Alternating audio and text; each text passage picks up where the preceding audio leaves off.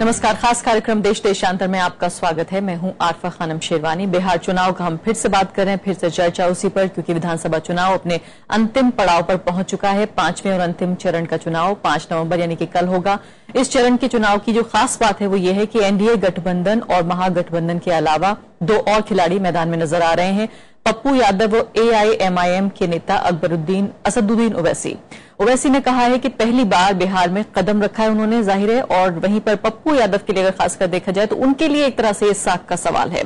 नीतीश कुमार ने जहां बाहरी बिहारी का मुद्दा कहा है, इस आखिरी चरण से ठीक पहले उनके जिस तरह से बयान आए हैं और अफवाह फैलाकर जनता को बांटने वाले लोगों को यानी जनता को आगाह रहने के लिए कहा है, वहीं मतदान से ठीक एक दिन पहले बीजेपी ने गाय का मुद्दा एक बार फिर से उठा दिया है। बीजेपी के विज्ञापन से चुनाव आयोग भी नाराज है और उसने कहा है, निर्देश दिया है कि बिना अनुमति के कल कोई विज्ञापन प्रकाशित न किया जाए, यानी कि कल जब मतदान का दिन होगा तब अखबारों में फिर से वो विज्ञापन ना छपे। लगभग 1 महीने चला बिहार का ये चुनाव बेहद दिलचस्प हो गया है, आखिरी पड़ाव तक आते आते, जिसमें जीत और हार के जो मायने हैं वो राज्य के बाहर राष्ट्रीय स्तर पर भी देखे जा रहे हैं।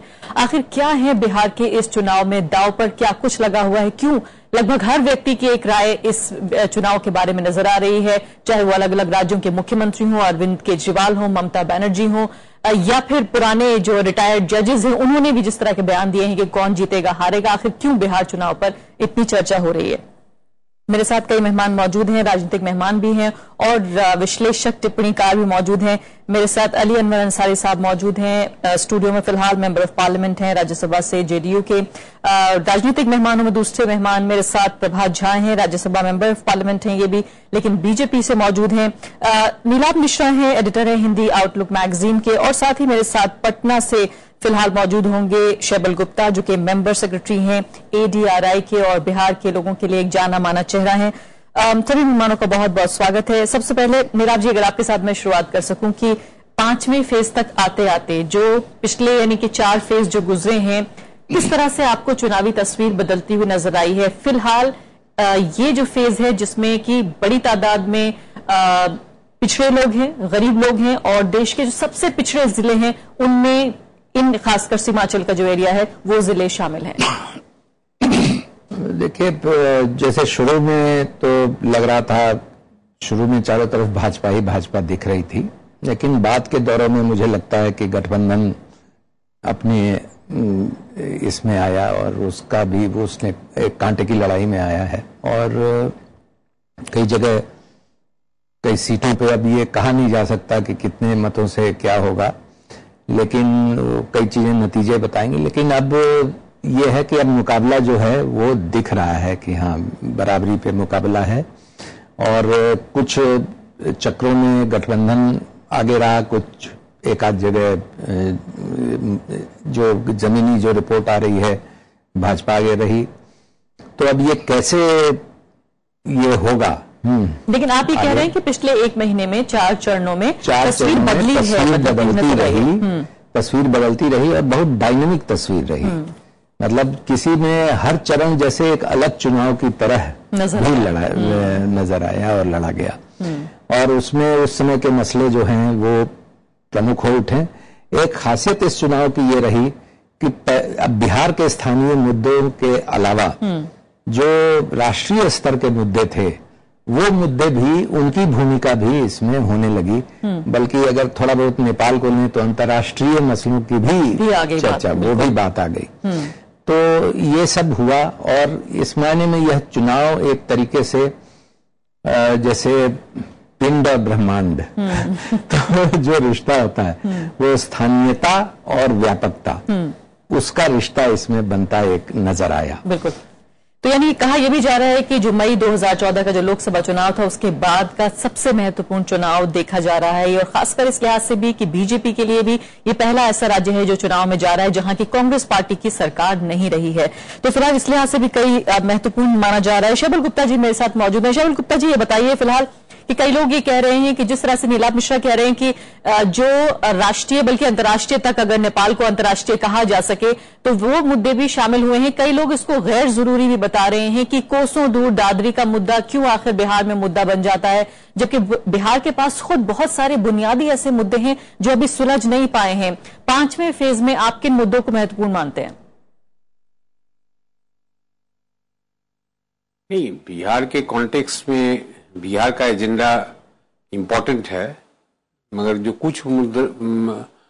कुछ एजेंडा है, चाहे वो दादरी का हो या और वो तो डेलिबरेटली लाया गया था कि एक तरह से इतना रिलीजियस मोबिलाइजेशन करने के लिए बिहार के कॉन्टेक्स्ट में, मगर बिहार का एजेंडा बिहार में हावी हो गया, ये इलेक्शन प्रूव कर दिया। क्योंकि जब शुरू में इलेक्शन हो रहा था, इलेक्शन का जब अनाउंसमेंट हुआ था या कैंपेन का जो अनाउंसमेंट जब किया गया था, उस समय बीजेपी या नरेंद्र मोदी हावी थे और उनका जो डेवलपमेंटल एजेंडा उसको काफी बढ़ चढ़ करके दिखाया गया। मगर बाद के दिनों में जिस ढंग से बिहार से उसका रिबटल मिला, चाहे वो पैकेज को लेकर के हो या कई ऐसा इश्यूज को लेकर के हो, जिसमें कि बीजेपी को अपना प्लॉट चेंज करना पड़ा, डेवलपमेंट का इश्यूज रह नहीं गया।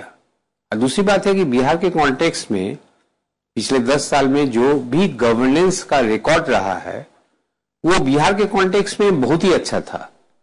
मान लीजिए नेशनल लेवल में अभी भी बिहार बहुत पीछे है, मगर बिहार का अगर पोस्ट इंडिपेंडेंस हिस्ट्री देखा जाए तो उस तुलना में बिहार का डेवलपमेंट काफी हुआ है पिछले 10 साल में।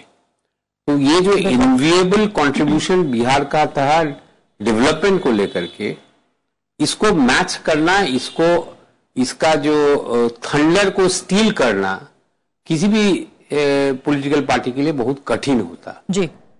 और बाद के दिनों में जिस ढंग से जो प्लॉट में चेंज आया, बीजेपी का प्लॉट में चेंज आया, उसमें डेवलपमेंट से अलग हट करके, चाहे वो दादरी का कांड हो, चाहे गोमांस का कांड हो, एजेंडा हो, या इस तरह का बहुत सा जो फ्रिंज एजेंडा है, उसको हाईलाइट करने का कोशिश किया गया जी। अभी तक हम बीजेपी की रणनीति की बात करें, शरद जी, मैं माफी चाहता हूँ कि 2 मेहमान हैं, उनको भी शामिल करूंगी, फिर आपके पास वापस लौटूंगी। लेकिन इस दौरान महागठबंधन की क्या रणनीति रही, नीतीश कुमार की क्या रणनीति रही, किस तरह से 10 साल का एंटी इनकम्बेंसी जो फैक्टर है, कैसे उन्होंने उसे किनारे रखा, या वाकई ऐसा है कि वो मुद्दा है अभी जिसको हम नहीं समझ पा रहे हैं, ये सब कुछ हम जानने की कोशिश करेंगे। अली अनवर अंसारी साहब, ये बताइए फिलहाल कि अभी 2 गठबंधनों के अलावा आपकी सीधे तौर पर बीजेपी गठबंधन से या एनडीए गठबंधन से लड़ाई है, लेकिन 2 और खिलाड़ी हैं और उतने कमजोर नहीं है, उनको हम राइट ऑफ नहीं कर सकते। पप्पू यादव भी मौजूद हैं, एक जमाने में वो लालू यादव का हिस्सा रहे, उनकी देखिए, और उसके अलावा एमआईएम के असदुद्दीन ओवैसी भी हैं, और दोनों जिस तरह के नेता हैं ये, और जिन पर इनकी नजर है, जिन वोटरों पे, वो आप ही का वोट बैंक है। देखिए मैम, आप बिल्कुल सही कह रही हैं, और इस पर इसका जवाब देने के पहले मैं कहूंगा कि नीलाद मिश्रा जी ने, बहुत सीनियर जर्नलिस्ट हैं, और शैवाल गुप्ता साहब, इन लोग बिहार के बारे की नब्ज पर इन लोगों का बहुत हाथ रहता है, सटीक इन लोगों ने टिप्पणी की है। ये लोग भी जानते हैं। मेरी राय में देखिए, इन दोनों लोगों के बारे में, चाहे पप्पू यादव जी हों या ओवैसी साहब हों, इन दोनों लोगों के बारे में एक जनरल परसेप्शन है, पब्लिक में परसेप्शन है कि ये लोग, इन लोगों को बीजेपी ने प्लांट किया वहां हम लोगों को डैमेज करने के लिए।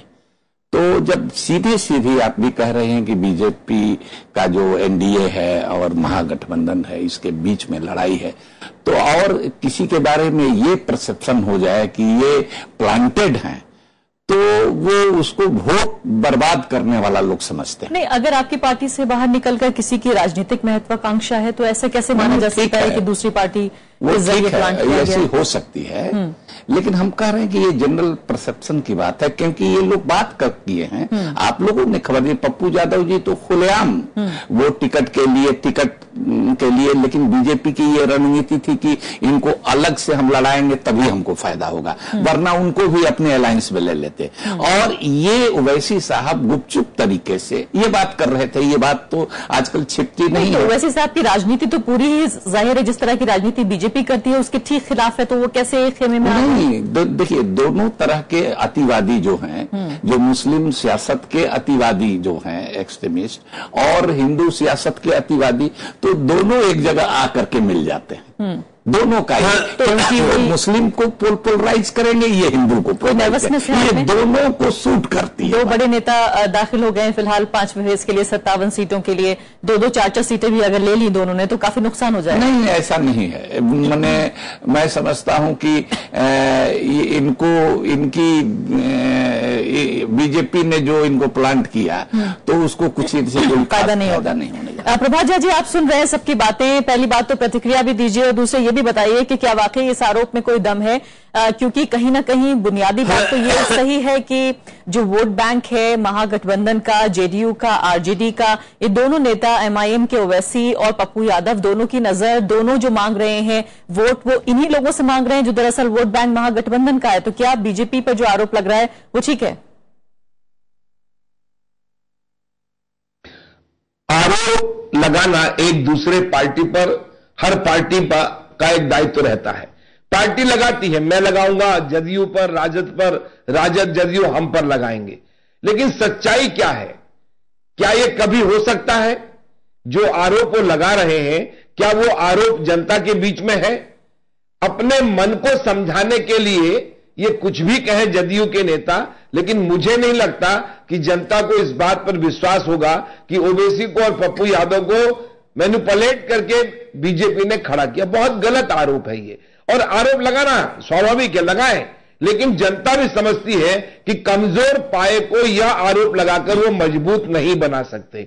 जनता अच्छी तरह से समझती है, और सीमांचल की जनता अभी 10 साल के शासन में नीतीश कुमार जी के सब कामों को देखने की कोशिश भी की है।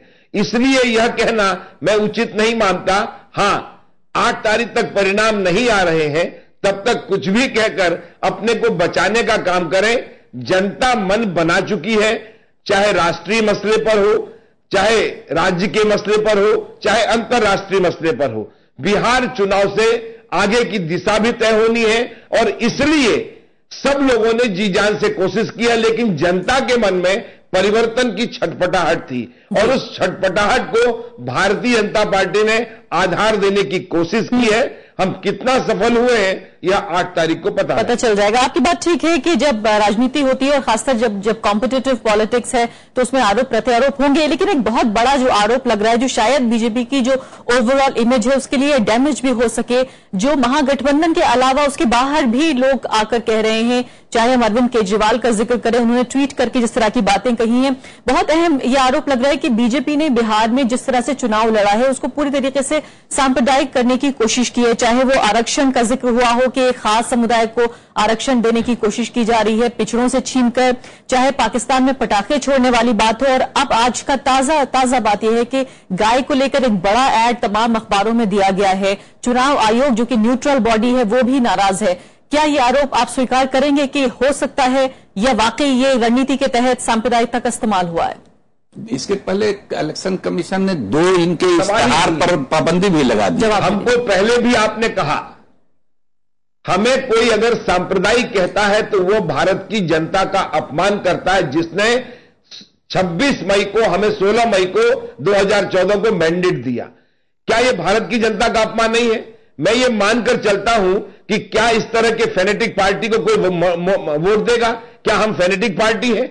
हम सर्वधर्म समभाव में विश्वास रखने वाले लोग हैं, और इसीलिए जनता ने हमें 2/3 बहुमत से जिताकर सत्ता सौंपने की कोशिश की है। और यह आरोप तो नरेंद्र मोदी जी पर, हमारी पार्टी पर तो 1951 से और नरेंद्र मोदी जी पर 2002 से लगता रहा है, लेकिन क्या गुजरात में कोई आ पाए? जनता ने हमें ही चुना, और देश में भी गुमराह करने की बहुत कोशिश की गई, लेकिन हमें ही जनता ने चुना। हम यह मानकर चलते हैं कि वो कम्युनल कहते रहे, लेकिन हमारा बिहेवियर क्या है? अगर वो दादरी की बात करेंगे तो क्या उसका जवाब नहीं दिया जाएगा? क्या गौमांस की बात वो करेंगे तो क्या उसका जवाब नहीं दिया जाएगा? हमने जो उन्होंने आरोप लगाए उसका जवाब देने की कोशिश की है, और उस जवाब को यह माना जाए कि कम्युनल है तो हमें उसकी बात नहीं करते। हम सर्व धर्म समभाव में बात रखने, अपनी पूरी ताकत रखने वाले लोग हैं, विश्वास करने वाले लोग हैं। हम पर यह आरोप आज से नहीं हमेशा चुनाव में लगाते रहे और मुंह खाते रहे हैं और आगे भी मुंह खाते रहेंगे। प्रभात जी, इससे पहले कि मैं दूसरे मेहमानों की तरफ जाऊं, एक छोटी सी बात ऐड करना चाहती हूं। आपने जरूर अपनी सफाई दी है, लेकिन न्यूयॉर्क टाइम्स का एडिटोरियल छपा है आज, जिसमें बात हो रही है कि भारत की इमेज को खतरा पहुंच रहा है। भारत के दो बड़े बिजनेसमैन, खुद नारायण मूर्ति साहब, उन्होंने जो है बड़ी बात कही है कि इंटॉलरेंस बढ़ रहा है। क्या आपको लगता है कि इसमें भी राजनीति हम तलाश करें? देखिए, क्या आपातकाल से खराब स्थिति है? क्या 84 के दंगे से खराब स्थिति है? किस बात का इंटॉलरेंस? क्या ये 125 करोड़ की आबादी में इस तरह की छोटी बड़ी घटनाएं पहले नहीं घटती थी? एक किसी बात को प्रोपेगेंडा करना और किसी को हम सरकार में जनता की ताकत से आए हैं, किसी की दया पर नहीं आए हैं। और यह बात, इसका अहंकार नहीं है, हमने जनता के मन में विश्वास पैदा किया है और वह विश्वास हिला। सत्ता नहीं मिली तो हम क्या करें? जनता ने आपको बिठाया है और इसके लिए तमाम सारी कोशिशें करना, संघर्ष के बजाय उन लोगों को बरगलाना, यह सब चीजें जनता समझती है। क्या चंद पुरस्कार लौटाने से जनता की भावना आ जाएगी? हम ये नहीं जानते हैं, हम सब जानते हैं। और इसलिए इन बातों को कहकर कोई हमको गुमराह करे, हम पर आरोप लगाए, पहले अपने को अपने आईने में देखे कि उसका चेहरा कैसा है। कहां गए थे सारे लोग? कहां गई थी सहिष्णुता? कहां गई थी हमारी बातें जब घटनाएं देश में घट रही थी? इतना बड़ा देश है, छोटी बड़ी घटनाएं घटेंगी। हां, घटना नहीं घटनी चाहिए, कभी भी नहीं घटनी चाहिए। हम खेद प्रकट करते हैं, हमने उस पर कार्रवाई करने की कोशिश की, हमने किसी को बचाने की कोशिश नहीं की। लेकिन इस तरह का आरोप लगाकर आप कब तक बचेंगे? हम पर आरोप लगाकर आप अपना चेहरा नहीं बचा। ठीक है, समय मेरे पास कम है। नीला मिश्रा जी बताइए कि वो कह रहे हैं कि जनता ने, जिसने मैंडेट दिया है, जिसने वोट देकर इतने बड़े मैंडेट के साथ सरकार बनाई, हालांकि बात 2014 की नहीं हो रही है, बात बिहार चुनाव की हो रही है। और बात यह भी हो रही है कि लगातार जो मुद्दे उठ रहे हैं वो कहीं ना कहीं बिहार चुनाव की वजह से उठ रहे हैं, इसलिए शायद राष्ट्रीय मुद्दों का जिक्र करना भी यहां जरूरी हो गया है। प्रभात जी कह रहे हैं, आप उनकी बात से सहमत हैं? देखिए, ये जो चीज है, जनता ने जो 2014 का मैंडेट दिया था, उसमें विकास एक बड़ा प्रमुख तत्व था। और यह बड़ा दुखद है कि बिहार के चुनाव में वो विकास की जो शुरू में कुछ बातचीत चली दोनों गठबंधन से, वह बाद में डिरेल हो गई। और बाद में तो मसले यही आ गए, ये जो मसले हैं, जो विभाजक मसले हैं, जो बंटवारे के मसले हैं, वो आ गए। और उसमें एक स्ट्रांग एक्शन की बात होती है। मेरे ख्याल से अभी जैसा भाजपा ने स्टैंड लिया सुब्रमण्यम स्वामी की किताब पर, बिल्कुल यह स्टैंड अगर भाजपा पहले लेती, इस तरह का कोई एक एक्शन जिसको कहते हैं एग्जेम्पलरी एक्शन, तो वो एग्जेम्पलरी एक्शन सिर्फ बयान नहीं, खेद प्रकट करना, दुखद बयान, ये नहीं। सुब्रमण्यम स्वामी के मसले में एक ठोस एक्शन हुआ है अदालत में, जहां भाजपा ने हेट स्पीच के मसले पे सरकार ने, केंद्र सरकार ने एक स्टैंड लिया जो अपनी ही पार्टी के सांसद के खिलाफ स्टैंड है। ऐसा एक संदेश बिहार चुनाव के पहले उस रनअप में जाना चाहिए था। और अगर इस तरह का कोई संदेश गया होता तो वह संदेश भाजपा के हित में होता। बहुत समय थोड़ा सा कम है, मैं संक्षेप में चाहूंगी कि जिस तरह से प्रभात जी अपना बचाव कर रहे हैं, क्या आप उनकी बात से सहमत हैं? और खासकर ये सवाल और भी ज्यादा रेलेवेंट हो जाता है जबकि ये 5वें फेज का जो चुनाव है, इसमें सब्सटेंशियल जो आबादी है, मुस्लिम पॉपुलेशन है फिलहाल जिस पड़ाव में हम जा रहे हैं। क्या आप इस बात से सहमत हैं कि लोगों को गुमराह करने की कोशिश की जा रही है बीजेपी के खिलाफ?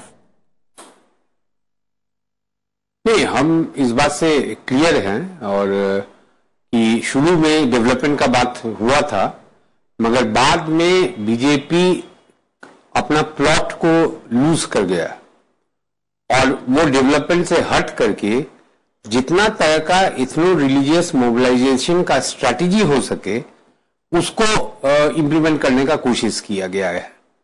और Bihar is a great example कि जहां पर इस तरह का कोशिश जो है विफल भी हो रहा है, क्योंकि बिहार में एक हिस्ट्री है communist, socialist, naxalite, social justice movement का, सेकुलर मूवमेंट का। यहां बीजेपी भी तुलनात्मक दूसरे बीजेपी के यूनिट से ज्यादा सेकुलर है। तो यहां पर कोई भी जो कम्युनल कॉन्फ्रेगरेशंस का जो सिचुएशन है, कम्युनल फेयर अप का जो सिचुएशन है, इसको करना बहुत ही डिफिकल्ट प्रोपोजिशन हो। बिल्कुल ठीक है। और ये बिहार का चुनाव इसलिए इंपॉर्टेंट है कि भविष्य में जो नेशनल डेवलपमेंट का जो स्ट्रैटेजी है, 2019 में अगर इलेक्शन का स्ट्रैटेजी डेवलपमेंट से हट करके इस तरह का नेशनल लेवल में अगर कम्युनलाइजेशन होगा, तब उसका नेशनल इंटरनेशनल इम्प्लीकेशंस क्या होगा। बिल्कुल, इसलिए बिहार का इलेक्शन कुछ मामले एक सिंबॉलिक है। बिल्कुल, बिहार का इलेक्शन ही दिशा देगा कि किस ढंग से हम इलेक्टोरल मोबिलाइजेशन का स्ट्रैटेजी करेंगे। जी बिल्कुल ठीक है। बिहार में डेवलपमेंट का एक समय थोड़ा कम है, माफी चाहती हूं, समय थोड़ा कम है। अभी चूंकि राष्ट्रीय स्तर की राजनीति की बात कर रहे हैं और उस इम्पैक्ट का जिक्र कर रहे हैं। एक लाइन खाली बोलना चाहते हैं कि सेंट्रल गवर्नमेंट का अभी भी डेवलपमेंट का स्ट्रैटेजी का रिकॉर्ड अभी भी पूरा रिवील नहीं हुआ है। इसलिए भविष्य में क्या होगा कि अगर डेवलपमेंट अगर आपके पास नहीं है, एंटी इनकम्बेंसी का अगर जोर ज्यादा है, तो आप नेचुरली एथनो रिलीजियस मोबिलाइजेशन का स्ट्रैटेजी अपनाते हैं। जी ठीक है। तो इसका भी इम्प्लीकेशंस डेवलपमेंट को लेकर बिल्कुल ठीक है। नारायण मूर्ति बोल रहे हैं या जिस तरह से जिक्र कर रहे हैं कि आप एक तरफ आरोप लगा रहे हैं कि एक गठबंधन है, एक राजनीतिक ताकत है जो विभाजनकारी राजनीति कर रही है, लेकिन दूसरी तरफ अगर हम देखें पिछले 25 सालों में लगातार आपकी पार्टी या फिर आरजेडी दोनों का शासन रहा है, उसके बावजूद भी इन 9 जिलों का हम जिक्र करें जिसमें 51%, आधे से भी ज्यादा बच्चे कुपोषित हैं। क्यों ऐसा हुआ कि समाजवादियों की सरकार में इस तरह का समाजवाद, इस तरह का इंसाफ हो रहा है जहां पर देश के सबसे पिछड़े जिलों में ये जिले शामिल हैं? देखिए 25 साल का ये जुमला इन्होंने उछाला है, तो इसमें तो 8.5 साल ये भी हमारे साथ रहे। चलिए हटा देते हैं, कम कर देते हैं। तो और बाकी 25 साल से क्या मतलब है? ये जो पीढ़ी आई है, एक वो तो एक छत्र राज्य की बात थी पहले, कांग्रेस की अगर बात हो रही है तो ये सब कोई इस तरह की बात नहीं। क्या हमें ये बताया जा रहा है कि अगर आपको सांप्रदायिक राजनीति नहीं चाहिए तो विकास नहीं मिलेगा, अगर गैर सांप्रदायिक राजनीति विकास क्या है ये कह रहे हैं, तो ये डेटा क्या बता रहा है? ये विकास के ही नाम पर सत्ता में आए थे और वो विकास का बात छोड़ करके पोलराइजेशन की सांप्रदायिक ये आंकड़ा क्या बता रहे हैं? मैं तो छोटी सी बात सिर्फ मैंने उठाई है कि आंकड़ा बता रहा है हम एक कुपोषण क्या मुद्दा क्यों नहीं बन पाया बिहार में? गरीबी है, कुपोषण हो सकता है, कुपोषण तो सबसे ज्यादा फिगर है गुजरात में है कुपोषण, लेकिन सबसे ज्यादा जो कुपोषित बच्चे हैं फिलहाल पिछले जिलों में जो डेटा बता रहा है वो ये हिमाचल का एरिया है। कुपोषण ऐसा डेटा नहीं है, सेंसस का डेटा है। हाँ, लेकिन यह है कि गरीबी है, पिछड़ापन है और वो उस दौर से हम निकले हैं, आगे बढ़े हैं, हमने तरक्की की है, हमारा जो पलायन होता था उसमें कमी आई है, हमारी सड़कें बनी है, हमारी बिजली बनी है, हमारे यहाँ छोटे मोटे बड़े कोई उद्योग तो नहीं आए, केंद्र सरकार ने हमको कोई मदद नहीं की और कोई सरकार वो सरकार नहीं। मैं फर्स्ट हैंड खुद देख कर आई हूँ रोजगार की कितनी कमी है, खासकर कोसी में जो वहां पर सैलाब में लोग जो देखिए अपेक्षाकृत थे उनको इंसाफ नहीं मिला है। ऐसा क्यों? हम ये कह रहे हैं मैम, हम ये नहीं कह रहे हैं कि सब कुछ बदल गया, हम ये कह रहे हैं कि अपेक्षाकृत पहले से जब से हम लोगों के हाथ में ये मामला आया है सरकार का, तो उसमें हम लोगों ने सुधार किया है, लेकिन सुधार और लोगों की उम्मीद जगी है और हम लोग दिखा नहीं है। जमीन पर दिखा है। जो मोदी जी ने 15-16 महीने में उनका तो कुछ भी डिलीवरी नहीं हुआ, हमारा तो डिलीवरी हुआ है। लड़कियों का ड्रॉप आउट कम हुआ है, हमारी लड़कियां ज्यादा पढ़ रही हैं, हमारी महिलाएं आगे आ रही हैं, हमारे यहाँ खेती का आलू के उत्पादन में, धान के उत्पादन में हम लोगों ने विश्व रिकॉर्ड बनाया है। चलिए फिलहाल समय बिल्कुल समाप्त हो गया। एक आखिरी बिल्कुल 10 सेकंड में नीलाभ जी, क्या वाकई ऑप्शन नहीं है जनता के पास? एक तरफ एक तरह की राजनीति है, दूसरी तरफ बिल्कुल गर्त में जा रहे हैं। नहीं, ऑप्शन देखिए, इस चुनाव में कुछ मुद्दे उछले हैं और चुनाव में अब हम देख रहे हैं कि गठबंधन की तरफ से 2 तरह की रणनीति थी। एक तरफ से लालू यादव थे और दूसरी तरफ नीतीश कुमार थे, और भाजपा की तरफ से केंद्रित रहा लालू पर जो प्रहार था, और जिसमें लालू के शासन का रिकॉर्ड भी था पिछले दिनों का। वो नीतीश कुमार एक तरह से भाजपा की भी लाइन ऑफ फायर से अलग रहे और इसने उनकी छवि को एक ये दिया। लेकिन इसमें अब आगे नीतीश कुमार को साबित करना होगा कि वो लालू के साथ रहेंगे, तो ये अगर वो जीतते हैं तो अभी भी कई अगर मगर हैं उसमें, और जिसके लिए हमें 8 तारीख का इंतजार करना पड़ेगा। मेहमानों का तो देश भर में बेचैनी से इस बात का इंतजार है कि कल जो आखिरी चरण का चुनाव है वो खत्म होने के बाद 8 तारीख को आखिर क्या नतीजे आते हैं। और जिस तरह से शैवल गुप्ता जी कह रहे हैं कि पूरे देश के लिए राष्ट्रीय स्तर पर कहीं ना कहीं रेलेवेंस है, कहीं ना कहीं मायने हैं बिहार की इस जीत और हार के, उसका हमें इंतजार करना होगा। फिलहाल अभी के लिए इतना ही, नमस्कार।